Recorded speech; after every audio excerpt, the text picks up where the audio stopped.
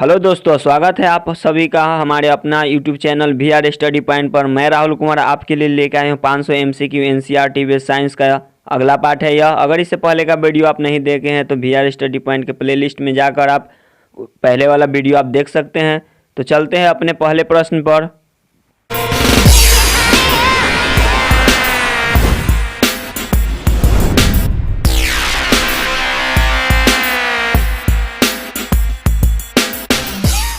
आज का हमारा पहला प्रश्न है, तत्वों का वर्गीकरण सबसे पहले किसने किया था? ऑप्शन ए में है लूथर मेयर, ऑप्शन बी में है न्यूलैंड्स, ऑप्शन सी में है मेंडलीफ और ऑप्शन डी में है डोबेरेनर। तो तत्वों का वर्गीकरण सबसे पहले डोबेरेनर ने किया था। डोबेरेनर का त्रिक नियम जो है इन्होंने प्रतिपादित किया था। तो चलते हैं अगले प्रश्न पर। अगला प्रश्न है हमारा, तत्वों के वर्गीकरण से संबंधित त्रिक के नियम का प्रतिपादन किसने किया? ऑप्शन ए में है मेंडलीफ, ऑप्शन बी में है न्यूलैंड्स, ऑप्शन सी में है मोसले और ऑप्शन डी में है डोबेरेनर। तो तत्वों के वर्गीकरण से संबंधित त्रिक नियम डोबेरेनर ने दिया था, यानी ऑप्शन डी सही हो जाएगा। तो चलते हैं अगले प्रश्न पर। अगला प्रश्न है हमारा, तत्वों के वर्गीकरण का अष्टक नियम का प्रतिपादन किसने किया? ऑप्शन ए में न्यूलैंड्स, ऑप्शन बी में है मेंडलीफ, ऑप्शन सी में है मोसले और ऑप्शन डी में है मेंडल। तो तत्वों के वर्गीकरण का अष्टक नियम न्यूलैंड्स ने प्रतिपादित किया था, यानी ऑप्शन ए सही हो जाएगा।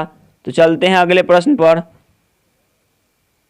अगला प्रश्न है हमारा, मेंडलीफ के अनुसार तत्वों के गुण आवर्ती फलन होते हैं। ऑप्शन ए में है परमाणु भार के, ऑप्शन बी में है परमाणु संख्या के, ऑप्शन सी में है परमाणु आयन के और ऑप्शन डी में है परमाणु घनत्व के। तो मेंडलीफ के अनुसार तत्वों के गुण आवर्ती फलन होते परमाणु भार के, यानी ऑप्शन ए सही हो जाएगा। तो चलते हैं अगले प्रश्न पर। अगला प्रश्न है हमारा, किस वैज्ञानिक ने सर्वप्रथम आवर्त सारणी का निर्माण किया था? ऑप्शन ए में है मोसले, ऑप्शन बी में है मेंडलीफ, ऑप्शन सी में है डाल्टन और ऑप्शन डी में है रदरफोर्ड। तो सर्वप्रथम आवर्त सारणी का निर्माण मेंडलीफ ने किया था, यानी ऑप्शन बी सही हो जाएगा। तो चलते हैं अगले प्रश्न पर। अगला प्रश्न है हमारा, आधुनिक आवर्त नियम का प्रतिपादन किसने किया था? ऑप्शन ए में है न्यूलैंड्स, ऑप्शन बी में है डोबेरेनर, ऑप्शन सी में है मेंडलीफ और ऑप्शन डी में है मोसले। तो आधुनिक आवर्त नियम मोसले ने दिया था, यानी ऑप्शन डी सही हो जाएगा। तो चलते हैं अगले प्रश्न पर। अगला प्रश्न है हमारा, आधुनिक आवर्त सारणी में तत्वों के वर्गीकरण का आधार क्या था? ऑप्शन ए में है परमाणु द्रव्यमान, ऑप्शन बी में है परमाणु भार, ऑप्शन सी में है परमाणु संख्या और ऑप्शन डी में है परमाणु घनत्व। तो आधुनिक आवर्त सारणी में तत्वों के वर्गीकरण का आधार परमाणु संख्या था, यानी ऑप्शन सी सही हो जाएगा। तो चलते हैं अगले प्रश्न पर। अगला प्रश्न है हमारा, आधुनिक आवर्त सारणी में आवर्तों की कुल संख्या कितनी है? ऑप्शन ए में है 7, ऑप्शन बी में है 9, ऑप्शन सी में है 10 और ऑप्शन डी में है 18। तो आधुनिक आवर्त सारणी में आवर्तों की कुल संख्या 7 है, यानी ऑप्शन ए सही हो जाएगा। तो चलते हैं अगले प्रश्न पर। अगला प्रश्न है हमारा, आधुनिक आवर्त सारणी में वर्गों की कुल संख्या कितनी है? ऑप्शन ए में है 12, ऑप्शन बी में है 18, ऑप्शन सी में है 9 और ऑप्शन डी में है 7। तो आधुनिक आवर्त सारणी में वर्गों की कुल संख्या 18 है, यानी ऑप्शन बी सही हो जाएगा। तो चलते हैं अगले प्रश्न पर। अगला प्रश्न है हमारा, अक्रिय तत्व किस समूह के सदस्य हैं? ऑप्शन ए में शून्य समूह, ऑप्शन बी में हाइड्रोजन समूह, ऑप्शन सी में है वर्ग 7 और ऑप्शन डी में है वर्ग 13।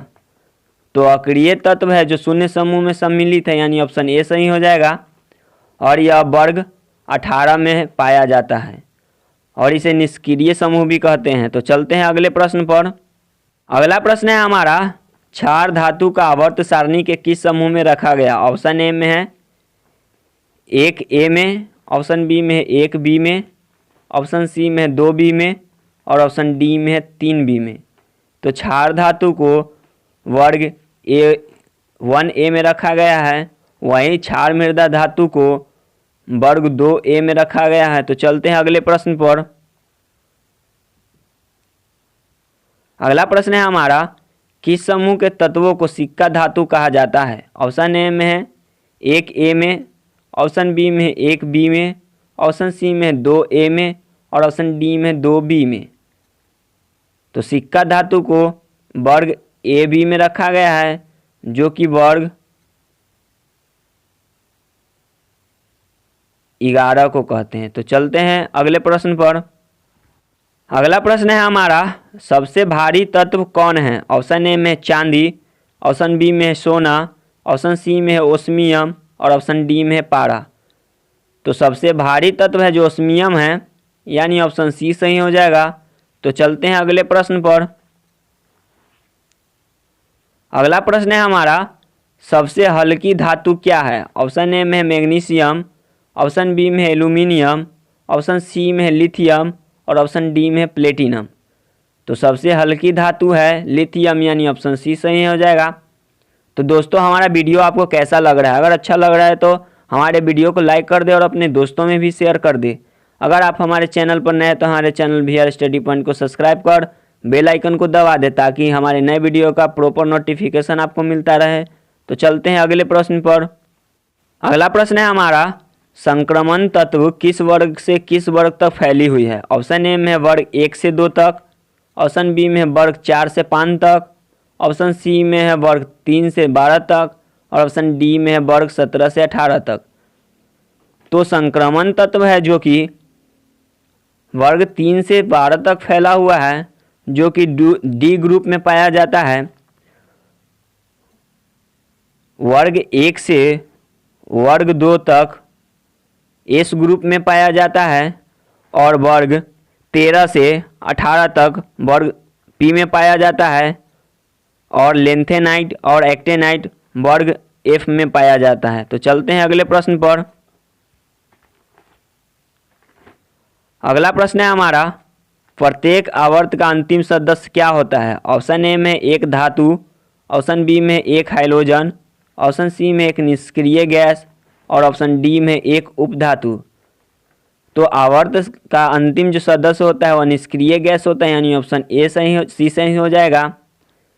और हैलोजन है जो कि वर्ग 17 में पाया जाता है। तो चलते हैं अगले प्रश्न पर। अगला प्रश्न है हमारा, निम्नलिखित में से मानव निर्मित तत्व कौन है? ऑप्शन ए में कार्बन, ऑप्शन बी में सोना, ऑप्शन सी में कैलिफोर्निया और ऑप्शन डी में है कैल्शियम। तो मानव निर्मित तत्व है जो कि कैलिफोर्निया है, यानी ऑप्शन सी सही हो जाएगा। तो चलते हैं अगले प्रश्न पर। अगला प्रश्न है हमारा, तीसरे और चौथे समूह के ऑक्साइड का सामान्य गुणधर्म क्या है? ऑप्शन ए में बेसिक, ऑप्शन बी में एसिडिक, ऑप्शन सी में बेसिक और एसिडिक और ऑप्शन डी में उदासीन। तो तीसरे और चौथे वर्ग के ऑक्साइड है जो कि बेसिक और एसिडिक है, यानी ऑप्शन सी सही हो जाएगा। तो चलते हैं अगले प्रश्न पर। अगला प्रश्न है हमारा, सबसे हल्का तत्व कौन है? ऑप्शन ए में हीलियम, ऑप्शन बी में हाइड्रोजन, ऑप्शन सी में है लिथियम और ऑप्शन डी में है सोडियम। तो सबसे हल्का तत्व है जो कि हाइड्रोजन है, यानी ऑप्शन बी सही हो जाएगा। और वहीं पूछे कि सबसे हल्का धातु कौन है, तो लिथियम है। तो चलते हैं अगले प्रश्न पर। अगला प्रश्न है हमारा, सबसे अधिक विद्युत ऋणात्मकता वाला तत्व कौन है? ऑप्शन ए में लिथियम, ऑप्शन बी में सोडियम, ऑप्शन सी में फ्लोरीन और ऑप्शन डी में क्लोरीन। तो सबसे अधिक विद्युत ऋणात्मकता वाला जो तत्व है फ्लोरीन है, यानी ऑप्शन सी सही हो जाएगा। तो मिलते हैं अगले वीडियो में, तब तक के लिए जय हिंद, जय भारत।